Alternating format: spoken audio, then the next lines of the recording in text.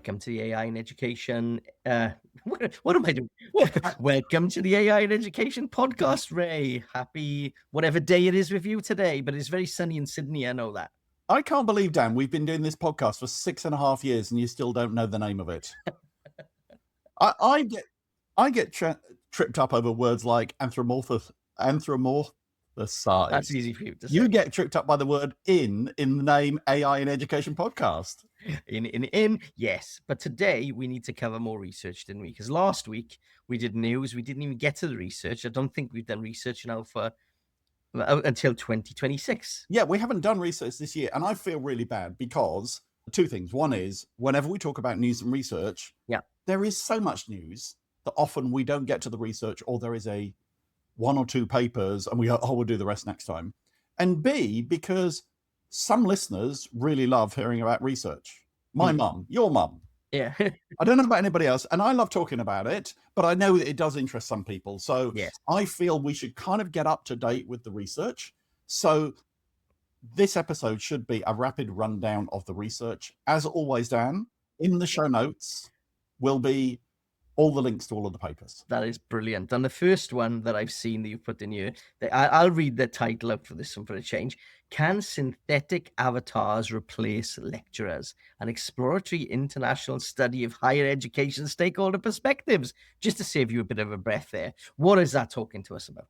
Okay, so this has come from Jasper Rowe and Mike Perkins and Leon Furs. Do you remember them? They were the AI assessment scale folks.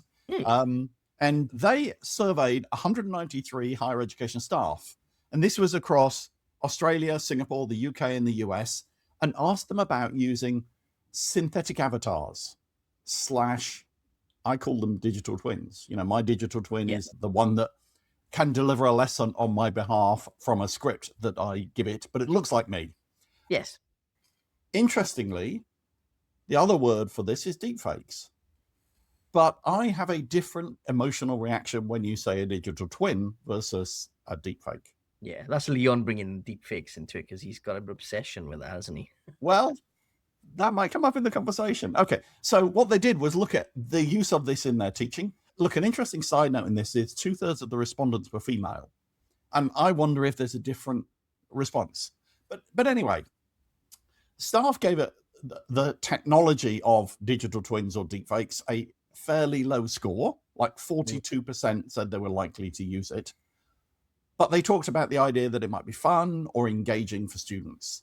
And the examples that they thought might be fun were, wouldn't it be great to talk to William Shakespeare? Or generating translated voiceovers or clearer voices overs. Yeah. Now, they talked about that being a low number, a fairly low percentage of people likely to adopt it, 4 out of 10. Yeah. I'm going to argue with that. I think that's pretty high because this digital twin technology is only a couple of years old and it's still developing really fast. Like a few months ago, you could tell that it wasn't a real person, but this is getting better all of the time. Yeah. So, less robotic. I looked it up. TikTok has been around for 10 years now. And just 2 out of 10 teachers are using it for sharing or learning new things from it, compared to 4 out of 10 that say they would use digital twins. So yeah, that 4 out of 10, I'd say, is high for it. Yeah, it's fair.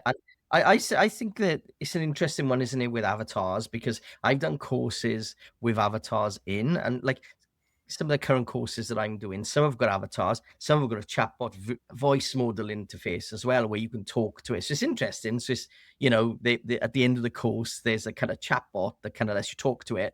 Sometimes you see a still image. Sometimes you see like a digital twin or an avatar. That itself is an AI, but the stuff behind it is. And it's an interesting kind of that the anthropomorphization of it again, which is I suppose a balance between the engagement element and then that uncanny valley. And I don't know, I've experienced both and I'm not sure what I prefer, if I prefer speaking to like a visual representation or just cracking on with a chatbot with nobody looking at me. And yeah, I feel as if it's looking at me when it's an avatar. And I think there's a motivation thing here. Is why are you using a digital avatar? It's one of the questions that I have as a student when I'm on those courses. I have a course that uses my digital twin to deliver the course. And the Yeah. reason is that the content is changing every month and I can't go back to the studio. So as a student, you're getting a better, more up-to-date experience by seeing my digital twin. So in the research, the strongest reason people thought about using it was because they thought it was an enjoyable or interesting new idea, rather than because they see it as clearly useful. And of course, if you went out to a bunch of academics and said, hey, what do you think about digital twins? They do come back worried about job loss. They worry about the erosion of human relationships. They worry about the misuse of their image. And those are all, I think, really worthwhile things to be thinking about. So any time that we're going to use new technology in the classroom, we've got to think about policies, we've got to think about ethics, we've got to think about fundamentally educational benefits. And I'm not sure if we're entirely there yet, but I do find it interesting that they decided to use the language specifically. They say synthetic avatars and they use deepfakes a lot. And I think that if you ask a question about deepfakes rather than synthetic avatars or digital twins, actually, you're already influencing the answer that people are going to give you. Yes. I think this is useful research if you're thinking of doing it within your institution or you want an idea of how it might be used. This is great research to go and take a look at. There are a lot of issues to resolve with this, and I think a lot of it will come down to individual choice. Yeah. What's the next one? Okay, let me read it out again. Who grades best comparing ChatGPT, peer and instructor evaluations across varying levels of student project quality? Okay, so this was researchers from Sweden and Israel. What they were looking at is, can ChatGPT reliably grade student work compared to human graders? So they got 184 university students and the group projects were graded 3 times. So this is interesting. They got the lecturers to grade it, they got their peers to grade it, and they got ChatGPT to grade it, where they, in each of those cases, they've been given the same marking rubric. Do you remember last week we talked about AI being too sycophantic? Yep. ChatGPT gave the highest marks. Peers gave the middling marks and lecturers gave the students the lowest marks. Right. But the peers were more closely aligned to the grades that the lecturers gave, whereas ChatGPT was a bit of an outlier. So is that saying that the ChatGPT is less accurate then, do you think? Or like, well, what is they dig into it a bit more? It's more generous. Yes. If it's giving away higher marks. And what it's saying is that particularly they were looking at different qualities of projects. And what they found was that poor quality projects got better marks than ChatGPT, whereas higher quality projects pretty much agreed across the 3 groups more often. Did it say what subject that was in or not? Or we have to do some digging on that? I don't think it did. Across multiple subjects. Yeah. So then they said, okay, so what are the different things good at? So what they found was peer reviews are much better at spotting problems in weaker work. But strong projects, they marked too cautiously. So they kind of flattened the curve. Right. Their conclusion was you can't use ChatGPT on its own to do grading for students. And especially for things like final marks, where if it's weaker work and it's giving better rewards, that's not good. Yeah. So basically what they've said is, hey, it's great to use it alongside humans and use the strengths of the 2 capabilities. So what they said was, use it for formative feedback because it can give detailed, structured feedback and it is more consistent. Use it for earlier work where it's likely to be weaker. Yeah. And they also argue for this thing called conditional reliability. So do different graders do different things? So work out where they each have strengths. So ChatGPT, good for technical checks, good for structure, good for clarity. Peers are good for spotting basic problems and giving that human perspective. And instructors are much better for the final judgment and what they described as expert synthesis. Yeah. It's interesting the way they've taken that apart, because obviously, like for quality assurance, when you normally say if you're marking a lot of stuff for students, and it depends on universities or whatever, but I know in schools and you've got a big cohort, you've got different teachers marking, and then you've got to spend days like trying to moderate that marking to make sure that I'm not marking more harshly than you are. That there's a known standard between classes and groups and teachers, and then that's even moderated at another level by the exam board who moderate that. So it's interesting. You'd almost see like a multi-agent approach to it, where you've got multiple agents marking and then an agent peer marking the. Anyway, Yeah, so this comes back to the conversation I think we've had a few times over the last couple of years, which yeah, is, do we know what human performance is? Because that's the benchmark we should set, that it should be trying to beat.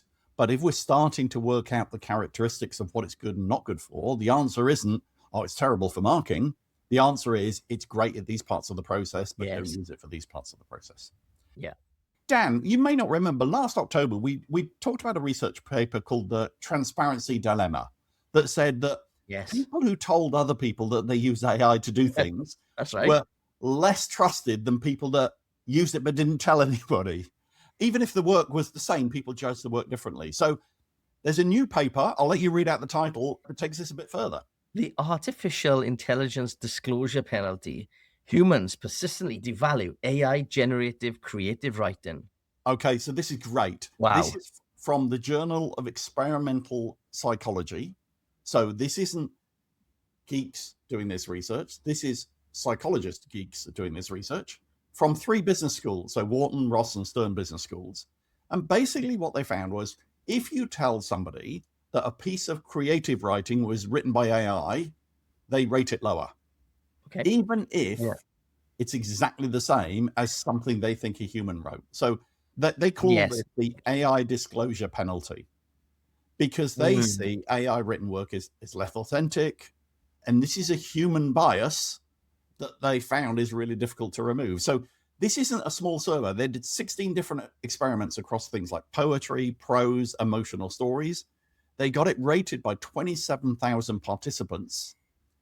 And no matter how you try to change people's perception, like saying a human helped the AI to do it, or told them it was the world's best super intelligent AI model, whatever happened, Yeah. if they thought it was done by AI or were told it was done by AI, they thought it was rubbish. Yeah. The AI disclosure penalty. I love that. Yeah. Yeah. I think that's really interesting. And that leads into, our hesitance to go for self-driving cars, even though they're 8 times safer than human-driven cars, because of the biases we've got built in. Mm.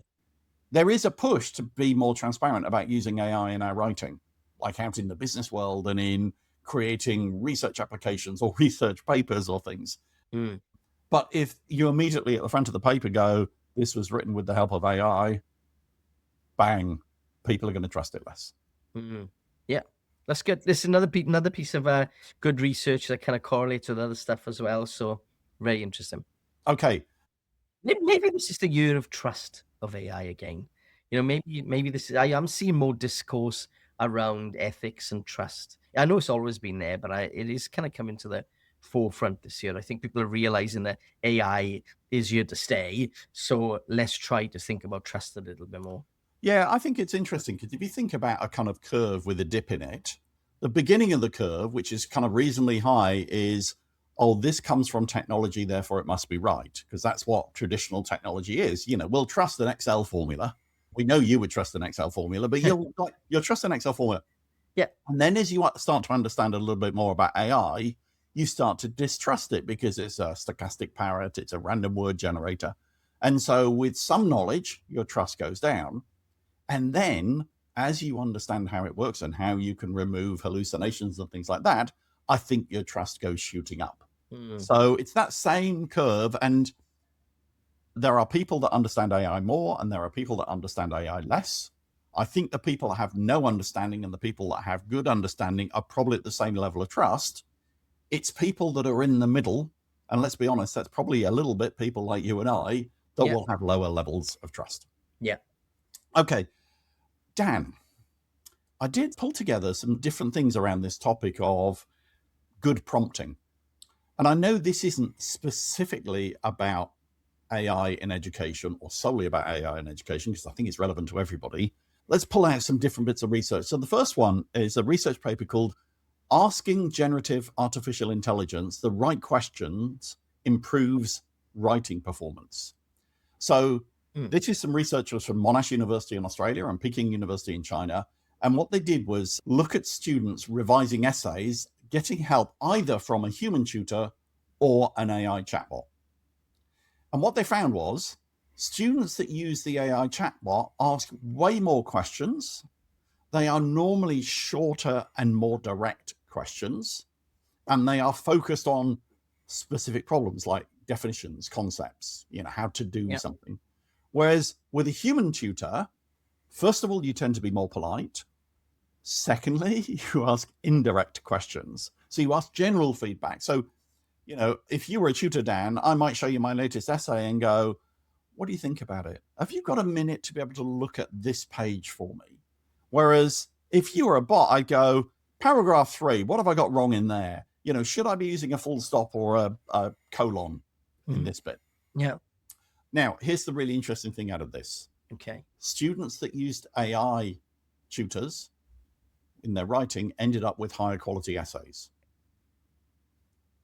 And it wasn't just using AI that helped. It was how students asked the questions. Because when you ask a clear, practical question to repair a gap in your knowledge, it directly improves your writing. Like, should I use this word or this word? No, use that word. That then I will go on.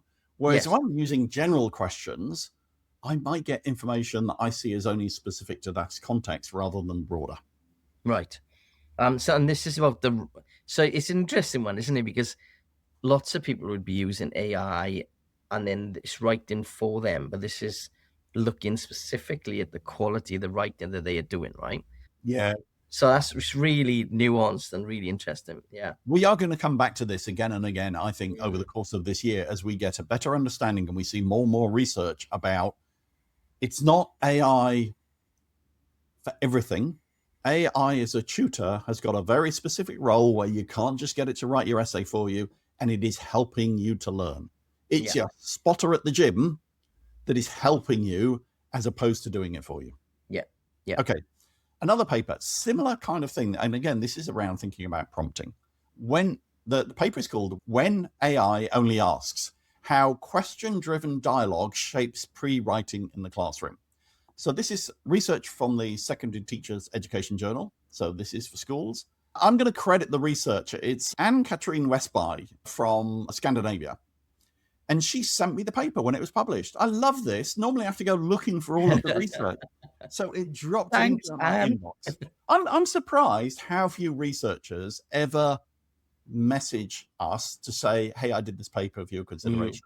When you consider we've talked about a couple of hundred research papers to Yes. thousands of people. Anyway, that's a side note. Okay, so what this is what happens when students plan their writing with an AI that only asks questions and never actually writes anything for them. Now, pretty small survey because it was just done with 17 high school students. But what Anne created was a custom GPT that was taught to ask questions, just one at a time to help students in their thinking. So the kind of same role a tutor might play, like in creative writing, Dan, if Yeah. I was tutoring you and you were kind of got stuck, I would say, well, hey, describe the environment. Tell me what you can see. Tell me what you can hear. Tell me what you feel. That's the kind of thing a tutor does that's really difficult to do when you're writing on your own with a blank sheet of paper. Yeah, and that's kind of when I was talking to the avatars earlier on, that's the experience that I've had recently with some of the courses that I've been doing online. They've had that element at the end where it's a discussion. You don't write anything down. You've read the content and they're not testing you or anything, but it's a conversation, for example, with a security size or somebody in an education environment. That was one where you were talking to a IT manager and you were asking questions about their AI strategy and what they thought of governance. Very, very interesting. Didn't need to make notes, but it was a discussion to help crystallize your thinking. Really, really interesting. So, I think my summary of this is you don't get AI to write for you. It was a dark and stormy night. You get AI to ask you questions like, oh, what was the environment like? What was the weather like? What temperature was it? Yeah. It prompting that to come out of Mhm. you strengthens your creative writing.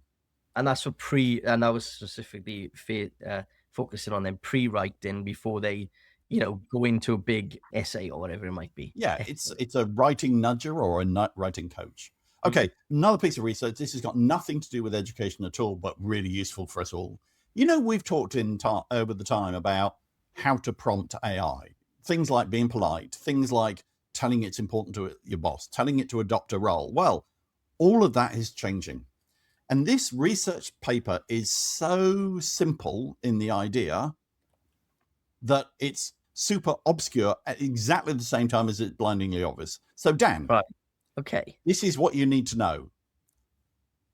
Every single large language model and every single test that they did, they found the way to improve the answer from your AI chatbot is ask a straightforward question twice. So basically, you put in your prompt and then you copy and paste. So you just repeat the prompt in exactly the same chat. No matter how long or how short it is, just write it twice. So instead of saying, summarize this document for the reading age of 12, you say, summarize this document for the reading age of 12, summarize this document for the reading age of 12. Like, think Groundhog Day. There's no magic, no pretend you're the world's best summarizer of documents or anything.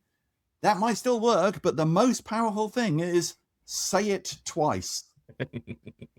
And they tested this with 70 different systems and combinations of prompts. And in 50 out of 70, the result was more accurate simply by repeating it. Yes. And it's true for ChatGPT, Gemini, DeepSeek. This is bonkers, Dan. Yeah. Ray, pack the dishwasher. Ray, pack the dishwasher. I think my wife has already hacked this because I get the feeling she has to tell me everything twice. So I am going to treat my AI in exactly the same way that my wife treats me. Okay. Oh, yeah. Last couple of bits of research now. How about some research that's handy for researchers? This is really good. I looked at this one. This is the one from Jasper Rowe in Cambridge, wasn't it? It's how to use generative AI in educational research. And I looked at this in a bit of detail. Very, very good. Can I just say how wonderful it is to have a research paper that does what it says on the tin? Yes. A title that is How to Use Generative AI in Educational Research. I've not seen a title that clear for ages. So this is in the Elements in Research Methods in Education journal. And basically, there's a lot of information in here and way too much for me to summarize in the podcast, but it kind of looks at how AIs like ChatGPT or Gemini and Copilot, ChatGPT, Gemini and Copilot can support every stage of educational research. So the idea stage, the writing stage, the sharing results stage. And it also then looks at the risks, the risks like, oh, it's going to create fake references, or it might have bias, or what do I do about privacy? Yeah. And then Jasper gives a practical checklist to allow researchers to go, okay, am I using it ethically, transparently, critically? And it looks at the whole research process. Now, Dan, you're doing a PhD. How useful is this to you? It's very useful. Really, really interesting. Because you working your way through it, split up into sections. He obviously knows his stuff because he's obviously supervising people and things. And it is really, really helpful. And it just makes you think, oh, I didn't think about using it in that way, when you're looking at the literature reviews or whatever. And it talks at the, fake citations and things. The only thing is it was paywalled. When I went to the link, I had to log in with the university login. So, Dan, I've broken one of my clear rules, which is I only talk about research that everybody can get to. Because if you work in a university like you do in your association with a PhD, somebody's paid the library fees to get access to the journals.